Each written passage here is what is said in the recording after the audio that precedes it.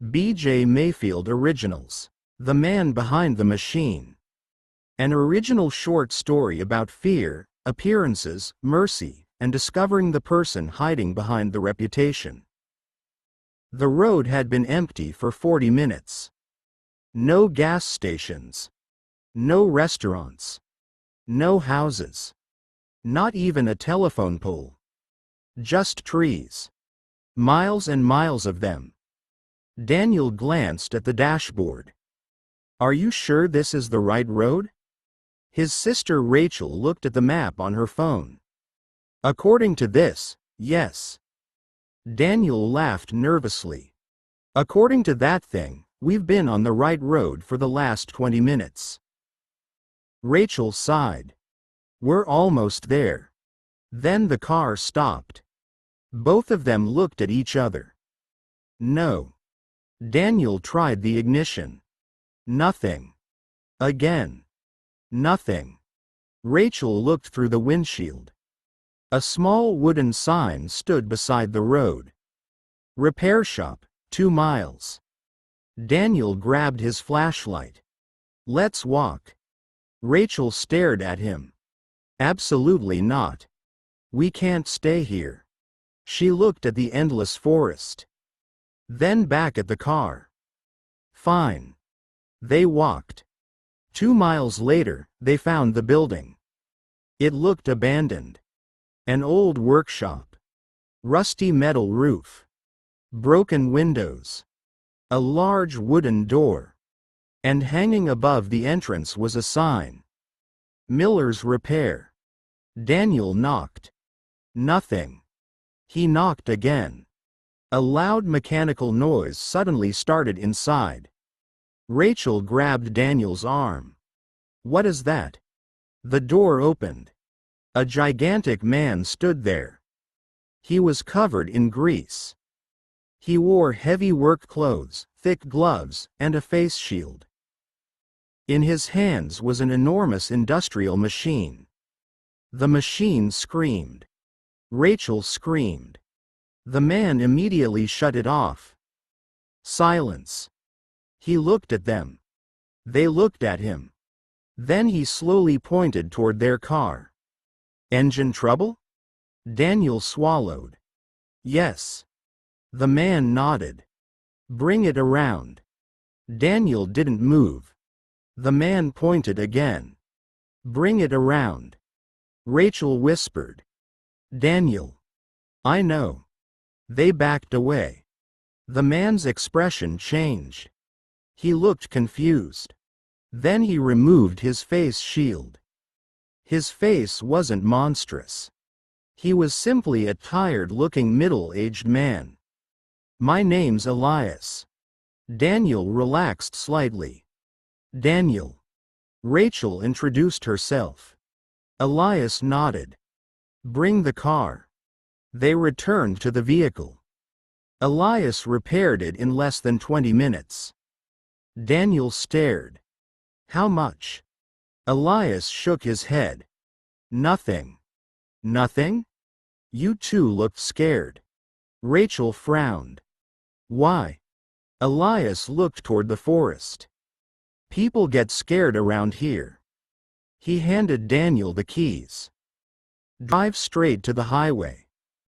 Daniel started the car. The engine worked perfectly. They thanked Elias.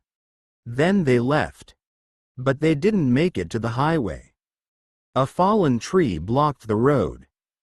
Daniel slammed on the brakes. Rachel looked behind them. Another tree had fallen across the road. They were trapped. Then they heard it. That enormous machine. Rachel whispered. "No." A figure emerged from the trees. Elias. He was carrying the machine. Daniel locked the doors. Elias approached. Then stopped. He pointed toward the woods. Daniel rolled down the window just enough to hear him. "Don't go that way." Daniel shouted. "Why?" Elias pointed again. "There's a sinkhole." Rachel looked at Daniel. "What?" Elias continued. The ground collapsed yesterday. He walked toward the fallen tree. Then he pointed beyond it. That's why I told you to use the highway. Daniel stared. You followed us? No. Elias looked offended. I was checking the road. Then they heard something. A scream. Not from Elias. From the forest. Everyone froze. Elias immediately grabbed his flashlight. Stay here. Daniel got out. I'm coming. Elias shook his head. No. Another scream. This one closer. Rachel shouted. Daniel. Daniel ran into the woods. Elias followed. They found a teenage boy hanging halfway over the edge of a massive sinkhole. His leg was trapped beneath a fallen branch. Daniel dropped beside him. Hold on. Elias examined the ground. Don't move. The boy was crying. I can't feel my leg. Elias immediately began cutting through the branches with his machine. Daniel finally understood. The terrifying machine wasn't a weapon. It was a rescue tool. Elias worked carefully. The branch broke apart. Daniel and Elias pulled the boy away from the edge. They carried him back toward the road. The boy looked at Elias. You came back. Elias nodded. Of course. Daniel looked at him. How many people have you rescued out here? Elias shrugged. I stopped counting. Rachel arrived with the car. They loaded the injured boy inside. Then Daniel noticed something hanging from Elias's workshop wall. Photographs. Dozens of them. Children. Teenagers. Families. People standing beside Elias. Some were smiling. Some were holding trophies. One photograph showed Elias standing beside a little girl. Underneath it were the words, "Missing for 3 days. Found alive." Daniel stared. Who are all these people? Elias looked at the photographs. People who were afraid of me.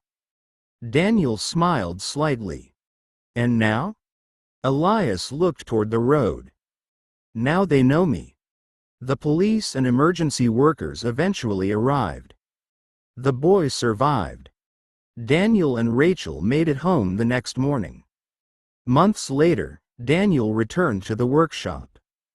Elias was there. Still repairing cars. Still helping stranded travelers. Still frightening people who judged him before knowing him. Daniel handed him a photograph. It showed Daniel, Rachel, and Elias standing beside the repaired car. Elias smiled. You didn't have to come back. Daniel nodded. I know. Then he looked at the enormous machine hanging inside the workshop. People probably still think you're some kind of monster. Elias shrugged. People see what they're expecting to see. Daniel smiled.